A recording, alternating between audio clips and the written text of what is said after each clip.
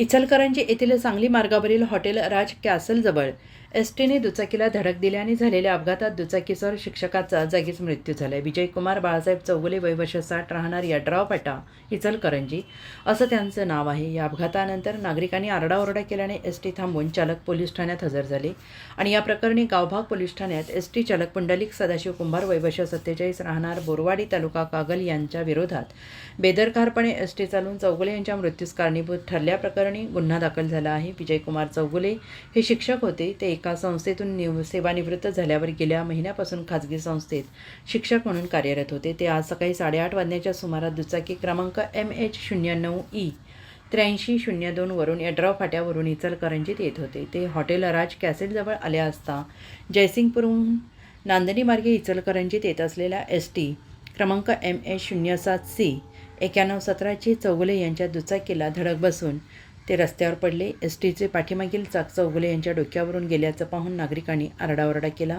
त्यामुळे एसटी चालकाने एसटी थांबून पाहिलं असता अपघातग्रस्त व्यक्तीच्या डोक्यावरून चाक गेल्याचं निदर्शनास आलं.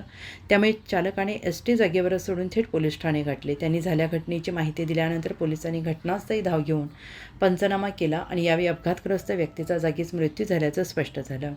पंचनामा करताना आधार कार्डमुळे चौगुले यांची ओळख पटली आणि त्याबाबत माहिती समजताच नातेवाईक आणि त्यांच्या मित्रांसह नागरिकांनी गर्दी केली. या अपघातामुळे इचलकरंजी सांगली मार्गावरील वाहतूक काही काळ ठप्प झाली होती. या प्रकरणी विजयकुमार यांच्या पत्नी राजश्री चौगुले यांच्या फिर्यादीनुसार एसटी चालक पुंडलिक कुंभार यांच्या विरोधात गावभाग पोलीस ठाण्यात गुन्हा दाखल झाला आहे. पोलिसांनी अपघातग्रस्त वाहन आणि चालक कुंभार यांना ताब्यात घेतलं आहे.